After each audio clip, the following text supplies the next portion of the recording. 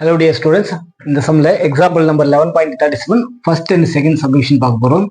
given the integral e power x 1 into 1 by x minus 1 by x square dx னு இருக்கு. ரொம்ப ஈஸியான some. first given integral I னு எடுத்துக்கிறேன். let stake f of x. இந்த 1 by x f of x னு எடுத்துக்கலாம். Okay, f of x differentiate பண்ணா f dash of x.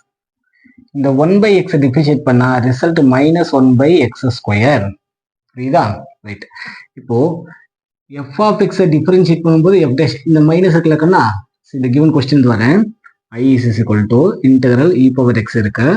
பிராக்கெட்டுக்குள்ள 1 by x minus 1 by x square dx ன்னு இருக்கு இல்லையா?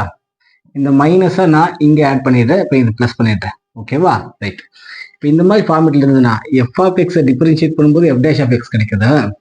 அது ரெண்டுக்குமே நடுவில் இருக்கிற ஆப்ரேட்டர் பிளஸ் அதோடைய காமன் மல்டிபிள் இ பவர் எக்ஸா இருந்ததுன்னா அதோடைய ஃபைனல் ரிசல்ட்டை e power x into f of எக்ஸ்ன்னு எழுதலாம்.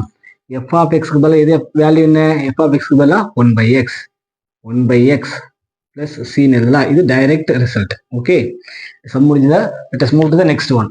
செகண்ட் சப்டிவிஷன்ல இங்க e power x into sine x plus cos x டிஎக்ஸ்ன்னு இருக்கு.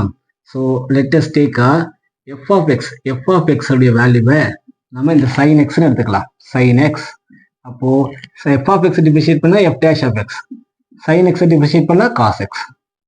ஸோ மேலே இருக்க கொஸ்டின் இருந்தா f of x டிஃபரன்ஷியேட் பண்ணா f dash of x கிடைக்குதா? ரெண்டுக்குமே நடுவில் இருக்கிற ரிலேஷன் பிளஸ்ஸா அண்ட் அது ரெண்டுக்குமே காமன் மல்டிபிள் இ பவர் எக்ஸா இருந்ததுன்னா அதோடைய ரிசல்ட் டைரக்டா எழுதலாம். என்னன்னா e power x into f of x அப்படிங்கிறது ரிசல்ட்.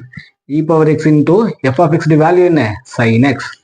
sin x பிளஸ் சின்னு எழுதலாம். இதை இந்த சம் எக்ஸாம்பிள் சம்முக்கான ரிசல்ட்டை வீடியோ பாஸ் பண்ணி காப்பி பண்ணுங்க. Thank you every one.